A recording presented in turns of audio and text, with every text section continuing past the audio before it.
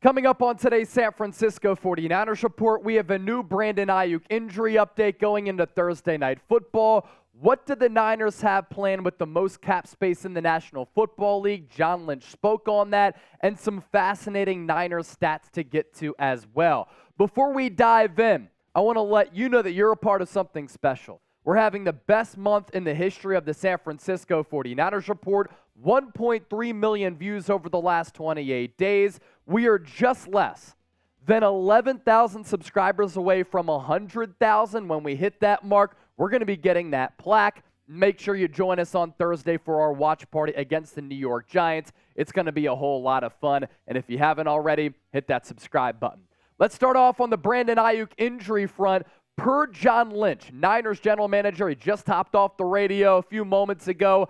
Aiyuk, as expected, will be a game-time decision on Thursday Night Football after hurting his shoulder last week against the Rams, first drive of the game. Now, he came back in that game. He was in and out of the lineup all throughout the day. This is really going to come down to pain tolerance. The direct quote from the Niners general manager, quote, "It's going to come down to the wire." And it's going to come down to the wire because this is a short week. It's a nagging injury. Sometimes it comes down to swelling, recovery on that short week, and just overall pain tolerance, as we've been talking about throughout this week. And I can tell you this, Brandon Aiyuk is going to want to play in this game on Thursday Night Football. Nationally televised, big stage. All eyes will be on Levi's Stadium in Santa Clara. This is going to be the Niners' home opener, so the fan base is ready to see this team for the first time since the divisional round.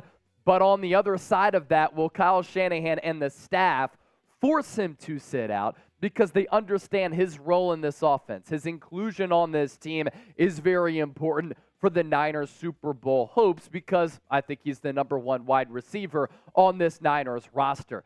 Through 2 games, even though he didn't play a full snap load last week, he's still been one of the best wide receivers in the game. He's tied for second among all wideouts and touchdowns with 2. He's 12th in yards, 172, a bulk of those coming week 1 against the Pittsburgh Steelers. He's 12th in yards per game among all wide receivers and 20th in catches. So the fact that he's 20th in catches but top 12 here, and then second here goes to show you how well he's been playing so far this year. He's a special dude. If you think the Niners are going to smash the Giants on Thursday Night Football, I said yesterday during our preview, go back and watch it if you want to be informed about that game. 34-20 is my final score. If you're with me, I want you to hit that thumbs up icon. If you think the Niners are going to lose or you think this is going to be a close game, share your analysis down below in the comment section. Now we pivot to this. All that dough. The Niners have a lot of salary cap space. In fact, the most in the NFL at more than $41 million. And John Lynch revealed what the Niners' thinking is as an organization with all of that money. Now, San Francisco, this is one thing you can say about the Niners. They are not cheap. They have 6 players who rank among the NFL's top 3 paid at their respective positions. There are 9 players on this football team whose annual pay per year falls from $13.5 million all the way up to 34, Nick Bosa making the 34, and after restructuring the contracts of Arik Armstead, George Kittle, Trent Williams, that's why the Niners have all of this money at their disposal. What's the reasoning? Couple of quotes from John Lynch that we want to get to. Here's first what Lynch had to say about overall cap space. Really, we always look at the cap 3 years out. Obviously, we have all that room this year, but really, it's to create room for future years because we roll everything over. It helps us in future years because it creates some room when we're going to need it. And the Niners know all about this, right? They signed George Kittle. After that, they signed Fred Warner. Then they signed Deebo Samuel. They just made Nick Bosa the highest paid non-quarterback in the history of the NFL. Before all of those moves, they were able to bring in Trent Williams, and they made him the highest paid left tackle in the history of the game. Looking ahead and figuring out your finances, that is what smart businesses do. I'm at the point in my life, I'm 31 years old, I got to start planning ahead. 401k, stashing some money, saving some bread, so that when I'm 75 years old, I can hit the golf course, soak up some sunshine, and not have to worry about a penny. For the Niners as an organization, they're looking ahead here, planning ahead, because there are some moves down the pipeline that we're going to get to here in just a moment. Info on the salary cap in the National Football League. I thought that this is going to help inform you and paint the picture. All unused cap space from one season rolls over to the next season. The 49ers have $280 million worth of contracts for 2024. NFL salary cap is expected to be in the range of $256 million next year, according to projections from Over the Cap. So that's why it's kind of important here to roll over that available money into next year, because it only helps you. Now, if the 49ers want to keep their nucleus together, they, of course, have to get creative with how they spend. When I throw out terms here on the show like salary cap gymnastics and manipulating the cap, that's kind of what I'm talking about and alluding to. And in John Lynch saying, we like to look ahead about 3 years, you can backload some of these contracts so they hit your books at different times. So that's kind of what you have to keep in mind. For the players on this roster, you have to keep in mind, as far as getting paid in the future, there are really 3 here that we want to hone in on. It's Brandon Aiyuk, who could be due for a contract extension and will be due for a contract extension after this year. This is year 4. They exercised his 5th-year option, so the final year of his rookie deal is going to be the 2024 season. So after 2023 is when Brandon Aiyuk is going to want that deal. Same position as Bosa, same position as Deebo Samuel. For Talanoa Hufanga, he was a 5th-round pick out of USC. Aiyuk was a 1st-rounder. Nick Bosa was a 1st-rounder. You can exercise 5th-year options only for players who were drafted in the 1st round. So because of that, Talanoa Hufanga is in year 3 right now. Next year will be the final year of his rookie deal. It'll be the 4th year. No opportunity for that 5th-year option.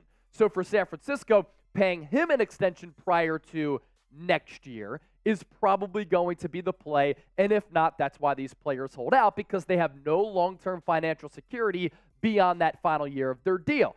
And then for Brock Purdy, there are 2 years left on his rookie deal after this year. This season, he's one of the best bang-for-buck players in the NFL.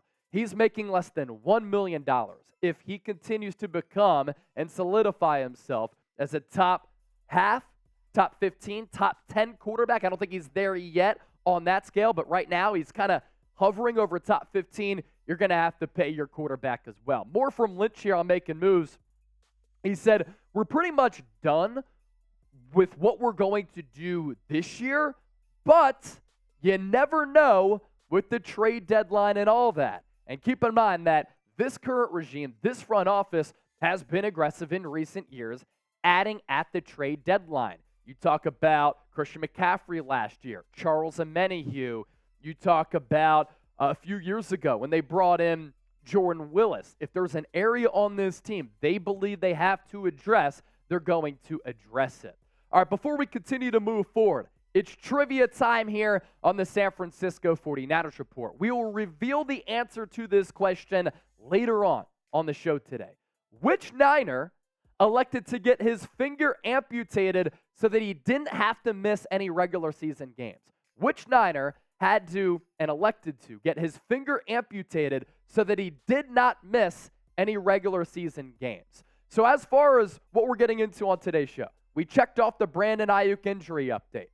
What's the plan with all that cap space? Coming up next, fascinating Niners stats, trends, and analysis that you do not want to miss. You also don't want to miss out on the Game Time app. It's the only app that I use when it comes down to getting tickets, and it's not just sporting events and Niner games. Look, there are tickets available still for Thursday night's game against the New York Giants, home opener at Levi Stadium. And if you want tickets to that game, you're in the area, Niners Chat, you use that code, redeem it, you get $20 off your first purchase. But if you like to go to concerts and you like to go to comedy shows like I do, there are seats on the app available for those types of events. Overall, best seats, lowest price guarantee. That's what Game Time has to offer, and that's why it's the only app that I use.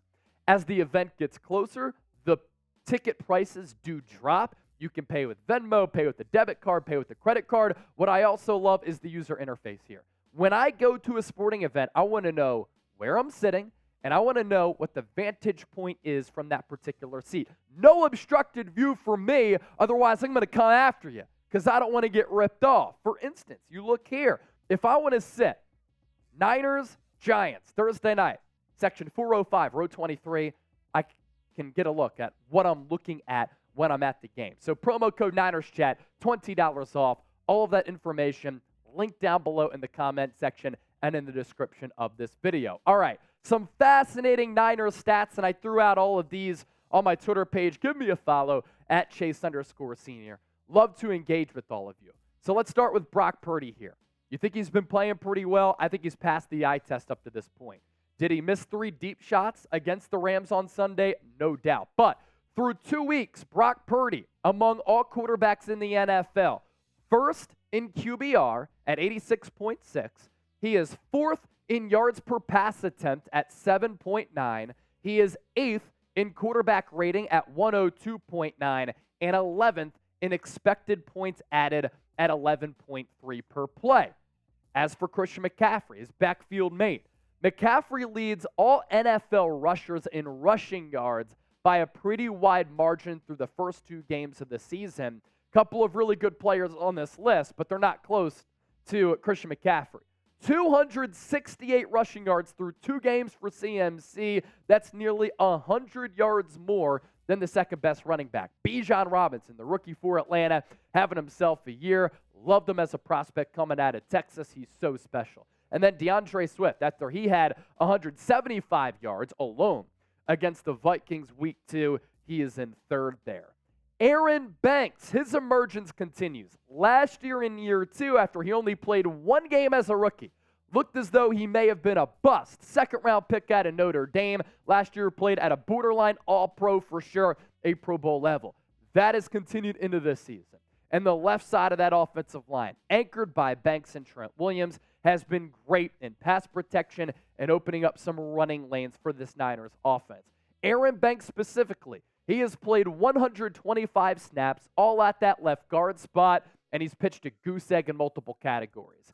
0 penalties, 0 quarterback hits, 0 pressures, and 0 sacks allowed. He's been awesome. And I know that sometimes here on the show, as I was tweeting these numbers out on my balcony, sipping some French press coffee. Yeah, you can call me basic if you want, but I love the taste of quality coffee, not shitty coffee. This is something that caught my eye too. I know we talk about Pro Football Focus numbers here on the show. It's a good indicator of a player's performance, but sometimes the analytics don't make sense, right? And this is where PFF loses me sometimes, because I just showed you a clean sheet across the board for Aaron Banks, yet PFF overall grade of 51.6, pass blocking grade 67.6, and run blocking grade at 46.7. You can get lost with that stuff, and certainly if you go down that rabbit hole, it doesn't always paint the truest picture. Also, this is pretty interesting too when you look at trends across the National Football League here. So I mentioned EPA a little bit earlier. We've talked about this a lot throughout preseason, training camp, the offseason. Again, I think if you're a quality business and you have access to numbers that can improve your business, you want access to those numbers. You want to be able to implement those numbers if it means that you can improve the bottom line. But sometimes you have to go with your gut. Sometimes you have to go with what you feel in your stomach, in your heart, and in your mind, right? So sometimes you make that gut type of decision. But expected points added is basically the war version for baseball in the NFL. And that's wins above replacement. Now, EPA per play leaders in the NFL. Look at this list here. Brock Purdy, Tua Tagovailoa, Jordan Love. All of those teams, obviously including the Niners, have a Kyle Shanahan influence. Matt LaFleur with the Packers, Mike McDaniel with the Dolphins. They both worked under Kyle Shanahan. And then, of course, what Shanahan is doing with Purdy, that is the Shanahan influence league-wide. More on Brock Purdy here. This is mind-blowing. These numbers for Brock Purdy will blow your mind. Up to this point in his NFL career, when targeting the intermediate level of the field, 10 to 19 yards in his career, including the playoffs, he is 50 of 60. That's good for a completion percentage of 83.3. He's thrown 10 to 19 yards for a total of 846 yards, 4 touchdowns, and 2 picks. This year in 2023, he's been basically flawless when targeting that area of the field. 13 of 14 for 209 yards and a completion percentage of 93. How are you not impressed by that? Goes to show you that Brock Purdy has been efficient, he's been accurate, and he's not just a dink and dunk quarterback. He's making things happen downfield and running this offense nearly to perfection at 10 to 19 yards. So I tweeted out all that information on my Twitter page. I also do the same on my Instagram as well. So regardless of what social media platform you have, give me a follow at Chase_Senior. And you go back to that trivia question. Which Niner elected to get his finger amputated so that he did not miss any games? The answer, a lot of real ones know. Ronnie Lott, Hall of Famer, maybe the most feared safety in the history of the National Football League. He had a bone graft surgery, or if he would have gotten a bone graft surgery, that would have caused him after the 1985 season to miss regular season games to start the 86 season. So instead, he said, you know what? I don't need a bone graft surgery on this pinky. Take that thing off. I'll be on the field. I'm not missing any time. That right there, that's legendary stuff. Appreciate y'all for watching. Don't forget to subscribe. Ronnie Lott, one of the GOATs. We out.